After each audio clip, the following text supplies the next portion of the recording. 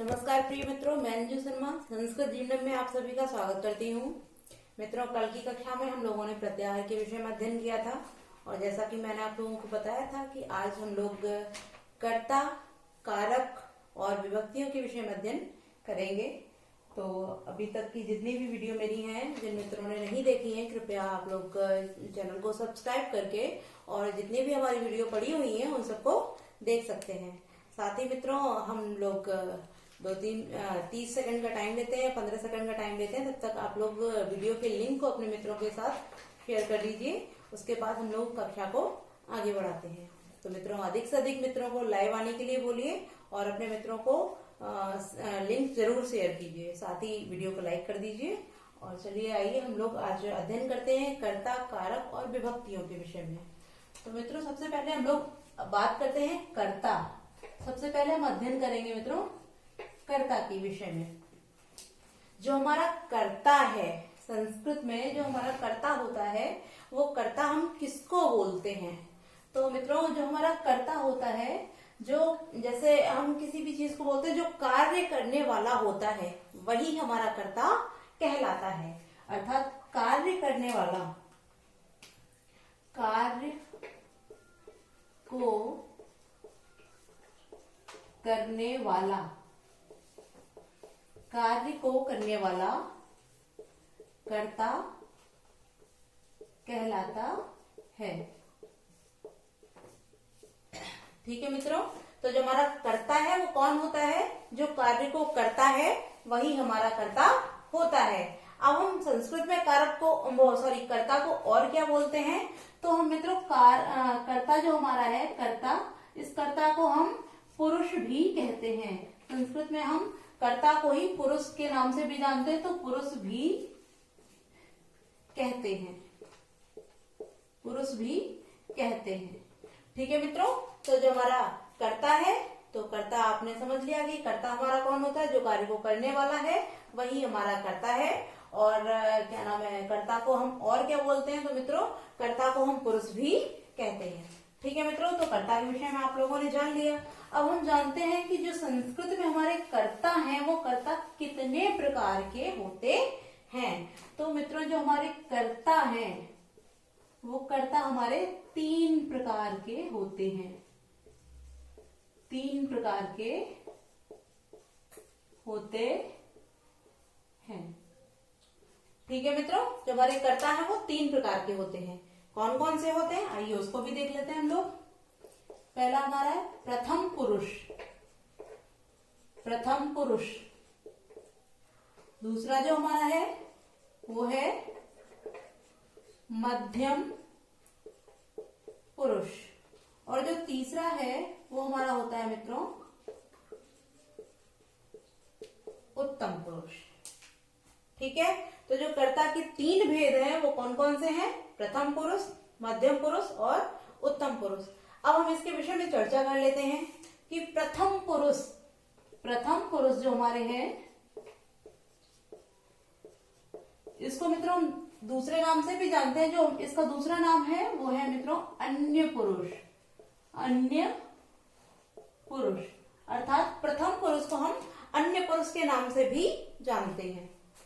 अब मित्रों, हम इसको क्लियर कर लेते हैं कि प्रथम पुरुष कौन होता है। तो आइए, जैसे कि हम नाम भी, हमने इसका दूसरा नाम है वो भी लिख दिया, अन्य पुरुष। तो अन्य पुरुष कौन होता है?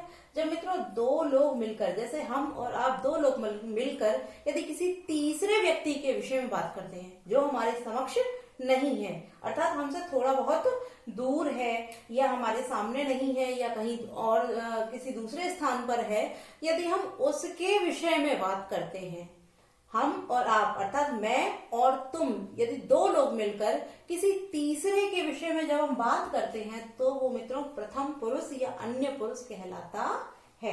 ठीक है, अब जैसे कि आपको समझ में आ गया होगा कि जब हम किसी तीसरे के विषय में बात करते हैं तो उसको किस नाम से पुकारेंगे?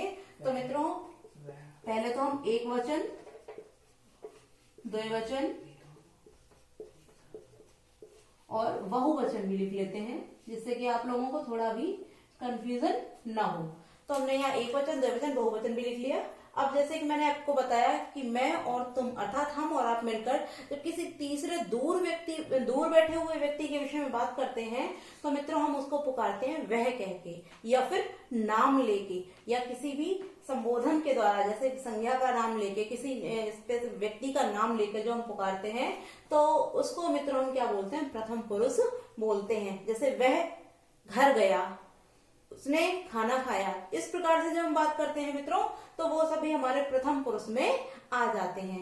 इसीलिए हम प्रथम पुरुष को अन्य पुरुष भी कहते हैं, क्योंकि ना तो वो मैं हूं और ना ही वो तुम हो। तो कौन है वो कोई अन्य है। अन्य अर्थात जो हमसे दूर है, तो वही क्या कहलाएगा, प्रथम पुरुष या अन्य पुरुष। तो इसको हम मित्रों जैसे एक वचन में हम किसी को वह बोलते हैं, वह, तो वह अर्थात एक वचन में तो वो अन्य पुरुष या प्रथम पुरुष में हो जाएगा। द्विवचन में वे दोनों, और बहुवचन में वे सब। ठीक है मित्रों, तो आप लोगों को प्रथम पुरुष समझ में आ गया। वो प्रथम पुरुष जैसे कि मैंने और आपने मिलकर किसी तीसरे व्यक्ति की बात की, वह, वे दोनों, वे सब, तो वो हमारा आ जाएगा प्रथम पुरुष में। यदि हम नाम लेके भी किसी को संबोधित करते हैं, जैसे राम खाना खाता है, राम घर जाता है, मोहन सोता है, या मीरा पढ़ती है, या गीता नाचती है, इस प्रकार से जो भी हम बोलते हैं वो मित्रों सभी कुछ अन्य पुरुष में आ जाता है। ठीक है, अब वह की जो हमारी संस्कृत होती है, अर्थात वह का जो संस्कृत रूप होता है मित्रों, वह होता है सह, और वे दोनों का होता है तौ। वे दोनों अर्थात तौ, और वे शव अर्थात ते। वह, वे दोनों, वे सब, तो वह की संस्कृत स, वे दोनों की तौ, और वे सब की ते। ठीक है मित्रों, अब इनकी कुछ विशेष क्रियाएं भी हैं जो कि इन्हीं के साथ प्रयुक्त होती हैं। अब हम यहां लिख देते हैं मित्रों क्रिया। ठीक है, यदि हम वह की बात करते हैं कि वह जाता है, राम जाता है, मीरा पढ़ती है, तो यदि हम एक वचन की बात करते हैं, जब जो हमारा पुरुष होता है या कर्ता होता है वो प्रथम पुरुष का हो और साथ ही एक वचन का हो, तो उसके साथ मित्रों जो क्रिया लगेगी हमारी वह हो जाएगी ती। ठीक है, जैसे आपने धातु रूप जब पढ़े होंगे तो पहला ही शब्द देखा होगा पठती, भवती, तो यानी कि वहां प्रथम पुरुष के विषय में बताया गया, साथ ही एक वचन के विषय में बताया गया, तो वहां क्रिया हमारी हो जाती है ती। जब दो वचन की हम बात करते हैं तो इसके साथ में मित्रों क्रिया लगती है तह। तो जैसे आपने भवतः, पठतः, गच्छतः इत्यादि देखा होगा। अब हम बहुवचन की बात करते हैं मित्रों, तो यहाँ पर क्रिया हमारी हो जाती है अन्ति।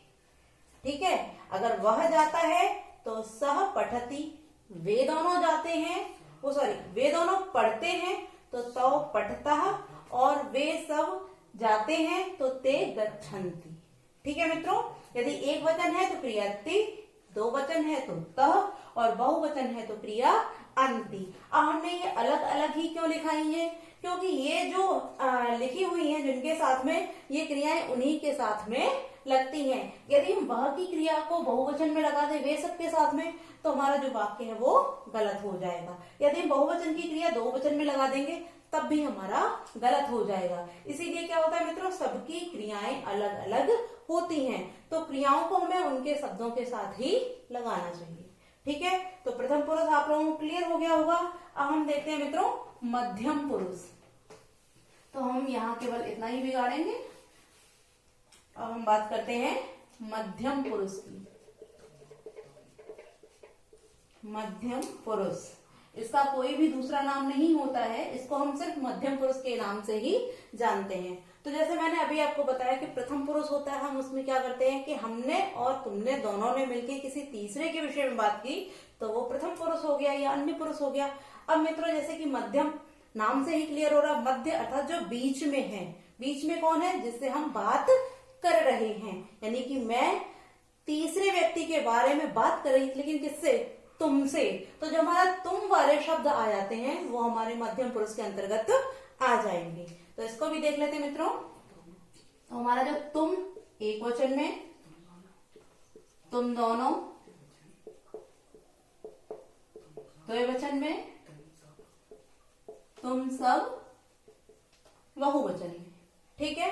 अब यदि तुम की हम बात करते हैं, तुम की जो संस्कृत होती है वो होती है मित्रों तुम दोनों की होती है युवाम, और तुम सब की होती है यूयम। ठीक है मित्रों।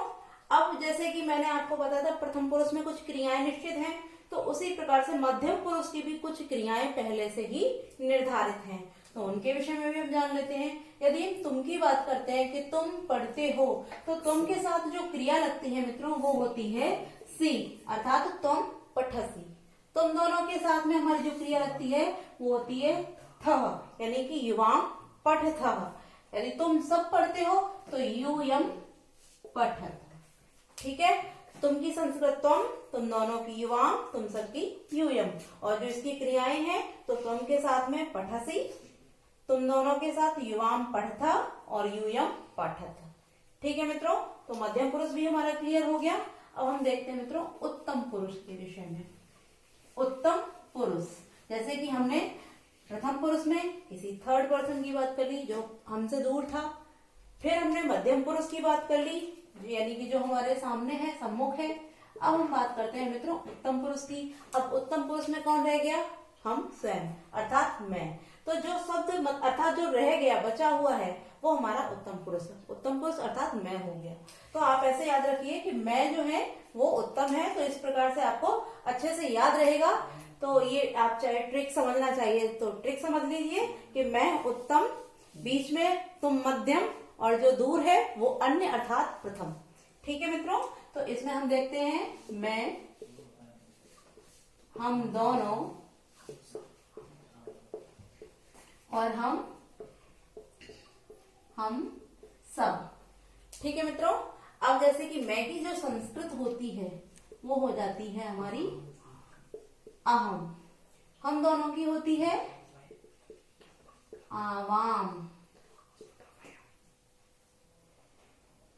और जो हम सब है इसकी हो जाती है वयम। ठीक है मित्रों। अब जैसे हमने प्रथम पुरुष की भी कुछ क्रियाएं देखी, मध्यम पुरुष की भी कुछ क्रियाएं देखी, तो जाहिर सी बात है कि उत्तम पुरुष की भी क्रियाएं अवश्य होंगी। तो जो मैं के साथ अर्थात अहम के साथ जो क्रिया लगती है वो हमारी होती है मी। जैसे कि मैं पढ़ता हूं तो अहम पठामी, मैं पढ़ती हूं अहम पठामी। यदि हम बोलते हैं कि हम दोनों पढ़ते हैं तो आवाम पठावह, अर्थात इसके साथ जो क्रिया लगेगी मित्रों वो हो जाती है हमारी आवह। और जो बहुवचन हम सब के साथ जो क्रिया लगती है वो हो जाएगी हमारी आमह। ठीक है। अहम पठामी, आवाम पठावा, वयम पठामी। ठीक है। तो आप लोगों ने जाना प्रथम पुरुष, मध्यम पुरुष और उत्तम पुरुष के विषय में। तो मित्रों कर्ता के विषय में आप लोग समझ गए होंगे कि जो हमारा कर्ता है वो 3 प्रकार का होता है। कर्ता को ही हम पुरुष के नाम से भी जानते हैं। और कर्ता कौन होता है? कि जो कार्य को करने वाला होता है वही हमारा कर्ता होता है। साथ ही यदि बात करते हैं मित्रों की कर्ता, जैसे हमने प्रथम पुरुष के विषय में अध्ययन किया, मध्यम के किया, उत्तम के किया, तो उत्तम पुरुष के मैं और हम दोनों, साथ ही मध्यम पुरुष का तुम दोनों और तुम सब, इन 2 लोगों को अर्थात उत्तम और मध्यम को छोड़ करके जितने भी शब्द हमारे आते हैं, संस्कृत में जितने भी शब्द आएंगे वो सभी हमारे प्रथम पुरुष में जाएंगे। ठीक है। तो जो भी हमारे उत्तम पुरुष और मध्यम पुरुष को छोड़कर जितने भी हमारे कर्ता आएंगे वो हमारे सभी अन्य पुरुष अर्थात प्रथम पुरुष में जाएंगे। ठीक है मित्रों। अब हम बात करते हैं कारक की। कारक, तो जैसे कि मित्रों आप लोगों ने यदि हिंदी पढ़ी होगी तो हिंदी में हम लोगों ने 8 कारकों के विषय में अध्ययन किया है। किंतु यदि हम संस्कृत की बात करते हैं तो मित्रों संस्कृत में जो हमारे कारक हैं वो 8 नहीं होते हैं। अब 8 क्यों नहीं होते हैं? जब सबसे पहले हम कारक की परिभाषा के बारे में बात करते हैं तो मित्रों जैसे इसकी संस्कृत में जो परिभाषा होती है वो है हमारी क्रिया जनकत्वम कारकत्वम। क्रिया जनकत्वम कारकत्वम, अर्थात क्रिया का जो जन्म करती है, अर्थात क्रिया को जो उत्पन्न करती है, वही क्या होता है मित्रों, वही कारक होता है। अब इसी से हम पूरा अर्थ इसका ले लेंगे कि जो क्रिया को उत्पन्न करने वाले होते हैं वही हमारे कारक होते हैं।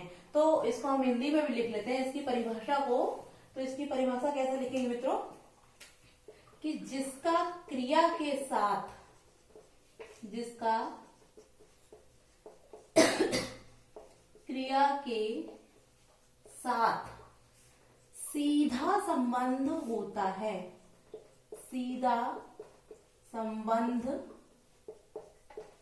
होता है, जिसका क्रिया के साथ सीधा संबंध होता है वही हमारे कारक कहलाते हैं,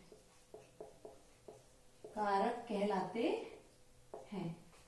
ठीक है मित्रों, जिसका क्रिया के साथ सीधा संबंध हो वही हमारे कारक कहलाते हैं। अब जैसे कि हमने अभी आपको बताया कि हिंदी में कारकों की संख्या 8 है, तो संस्कृत में कितनी है? तो मित्रों जो संस्कृत में कारक हैं, तो संस्कृत में कारकों की संख्या, कारकों की संख्या 6 मानी गई है, 6 मानी गई है। ठीक है मित्रों, क्योंकि जिनका क्रिया के साथ सीधा संबंध होता है वही कारक होते हैं, और जब वही कारक हैं तो संस्कृत में कारकों की संख्या कितनी हो जाएगी मित्रों? 6। जैसे कि जो हमारा संबंध होता है, षष्ठी व्यक्ति का कारक चिन्ह होता है, वो उसका क्रिया पर कोई संबंध ही नहीं है, उसका क्रिया से कोई लेना देना ही नहीं होता है, इसीलिए संस्कृत में हम संबंध को कारक के अंतर्गत नहीं रखते हैं। ठीक है मित्रों, अब हम लोगों ने कारकों के विषय में भी जान लिया कि कारकों की संख्या 6 होती है, और कारक जो हमारे हैं वो क्रिया से सीधा संबंध रखते हैं। अब विभक्तियों की यदि हम बात करते हैं कि जो विभक्तियां हैं, संस्कृत में विभक्तियों की संख्या कितनी होती है मित्रों? पहले तो विभक्ति क्या है, जो हमारे कारक के चिन्हों को बताते हैं वो विभक्ति कहलाते हैं। ठीक है, अब विभक्तियों की बात करते हैं तो विभक्तियों की संख्या 7 होती है, विभक्तियां 7 होती हैं। ठीक है मित्रों, अब हम क्या करते हैं, विभक्ति और कारक चिन्ह और इनके चिन्हों के विषय में भी जान लेते हैं। तो उसको हम एक लाइन में लिख के सीधा उसके विषय में अध्ययन कर लेते हैं। तो सबसे पहले हम यहाँ लिखते हैं विभक्ति, कारक, और हमारे यहाँ आ जाएगा कारक चिन्ह, जिनके द्वारा हम विभक्तियों को पहचानते हैं। ठीक है मित्रों, तो जब हम विभक्ति की बात करते हैं तो हमारी यहाँ आ जाएगी प्रथमा व्यक्ति, और जो इसका कारक होता है वो होता है कर्ता, और जो इसका चिन्ह है वो होता है ने। ठीक है, तो आप सिंपल तरीके से इसको याद कर सकते हैं, प्रथमा कर्ता ने। ठीक है, जो द्वितीय व्यक्ति हमारी होती है उसका जो कारक होता है वो होता है मित्रों कर्म, और इसका जो चिन्ह है वो होता है को। ठीक है, अब तृतीय व्यक्ति करण कारक, इसका जो चिन्ह है वो है से और के द्वारा। ठीक है मित्रों, चतुर्थी, इसका जो कारक होता है वो है हमारा संप्रदान, और इसका जो चिन्ह है वो है को के लिए। ठीक है, पंचमी व्यक्ति, इसका जो कारक होता है वो होता है अपादान, इसका जो चिन्ह है वो भी हमारा होता है मित्रों से, लेकिन अलग होने के अर्थ में, अलग होने के अर्थ में। ठीक है मित्रों, हमारी षष्ठी व्यक्ति, इसका जो कारक है वो है संबंध, किंतु मित्रों इस चीज को ध्यान रखना है आप लोगों को कि जो संबंध है उसको हम संस्कृत में कारकों के अंतर्गत नहीं गिनते हैं। ठीक है, इसके जो चिन्ह होते हैं वो है मित्रों का, की, के, रा, री, रे। ठीक है, अब जो हमारी अंतिम विभक्ति रह गई है वो है सप्तमी। इसका जो कारक होता है वो है हमारा अधिकरण, और इसके जो चिन्ह होते हैं मित्रों वो है हमारे मैं, पे, पर। मैं, पे, पर। ठीक है, इस चीज को आप अवश्य ध्यान रखिए कि ये जो हमारा संबंध है इसको हम संस्कृत में कारक नहीं मानते हैं। ठीक है, आप चाहें तो हम यहाँ लिखे दे रहे हैं, इसको नोट करके आप लिख लीजिए। संबंध कारक नहीं होता है, नहीं होता है। ठीक है, किंतु मित्रों संस्कृत में,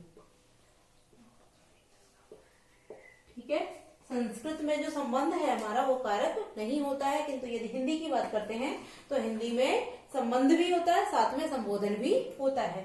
तो आइए मित्रों, इसको हम एक बार दोहरा लेते हैं। पहले आप लोग मेरे साथ में बोलकर दोहरा लीजिए, जिससे कि आप सभी को ये बहुत अच्छे से याद हो जाए।